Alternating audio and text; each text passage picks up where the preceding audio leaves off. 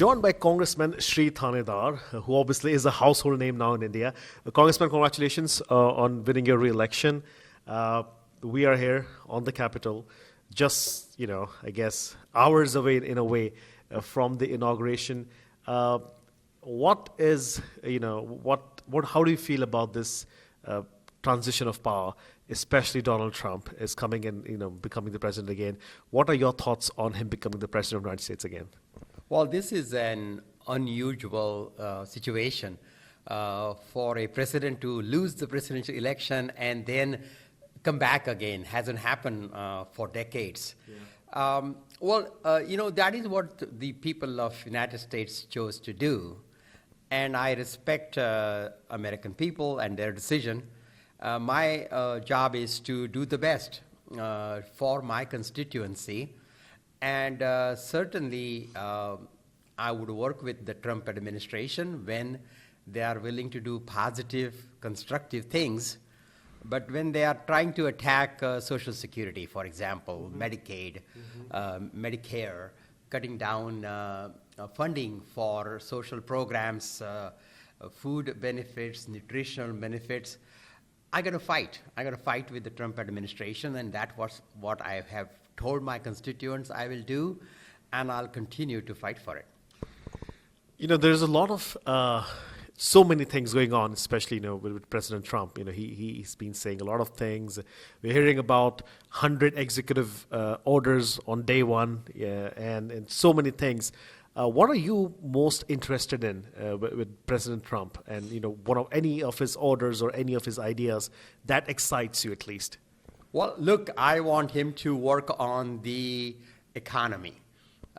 People voted for Trump because he projected himself as someone who has solutions to our cost of living increases, the inflation. Groceries cost so much more, gasoline costs so much more, childcare is more expensive, healthcare is more expensive. And Trump talked about that and made a case that he alone can solve those problems. And I want to challenge him.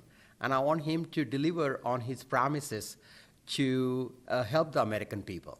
I'll certainly work with when he creates economic opportunities. Look, I represent Detroit, Michigan. And he came to Detroit and had a speech at the Economic Club. And he talked about the problems in the city of Detroit. Now, it's great that he wants to talk about the problems, but what solutions does he have for Detroit? Does he have the money for infrastructure development? Does he have the money for public transportation? Does he have the money so that people can have access to home ownership, people that can have access to business ownership?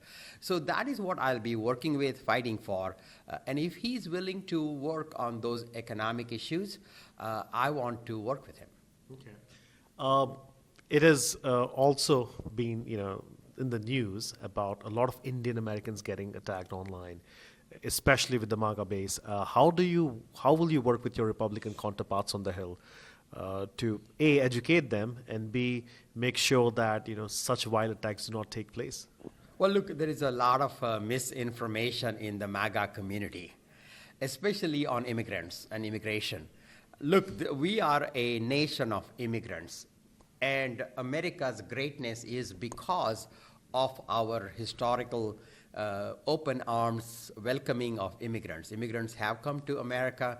They have worked hard. They have contributed to America's success, and that should continue. So I am a strong proponent of streamlining the legal immigration system, including the H-1B visas, green card processing. We need to have more staffing at the uses so that they can process legal immigrant applications in a much more expedited way. Right now, it is very stressful for the engineers, the scientists who are working for tech companies because their visas aren't processed on a timely manner. Right. It's very stressful for them, for their families, and I'm working with that. And one thing that I'm trying to communicate to the MAGA community is that this is America First policies. Being have a good immigrant policy, having a good immigration processes goes a long way in putting America first, creating American jobs, helping American businesses, helping our American economy, American GDP growth.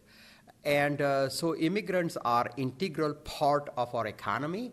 They do not take away American jobs, unlike what MAGA is falsely talking about. And I think President Trump understands that. He has run businesses. He has hired H-1B visas.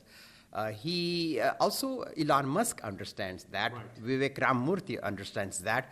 I want to work with the people that understand economy and what it takes to grow American economy. And I'll work with them. And I will continue to fight MAGA Republicans. My Twitter feed, if you look at it, I saw that. Is just inundated with hate, inundated with people telling me to go back to India, people telling me all kinds of things. But look, I'm going to fight. I'm going to fight because this is the right thing to do. This is the right thing to do for America. This is the right thing to do for American economy. And one last question, Congressman. We saw Indo-US relationship reach heights. I remember right here on the Capitol, you escorted Prime Minister Narendra Modi, for the speech that he gave in 2023. What can we expect from a Trump 2.0 and India? Well, look, Modi is very charismatic. Modi is very popular in United States. India is being soon to be the third largest economy. India is very important. And America understands the importance of India. Mm-hmm. America has a lot of respect for India. And Trump understands how critical India is for American economy. Especially, we've seen a lot of aggression from the Chinese government. Mm-hmm. And to counteract the Chinese aggression, America needs India. America needs to have a strong relationship with India. Fortunately, because of Modi's charisma, his personality, he has developed good chemistry with President Trump. And I think that's going to go a long way in solidifying relationship with India. All right, Congressman, thank you so much. We'll look forward to speaking with you after the inauguration. Thank you so Thank much. you.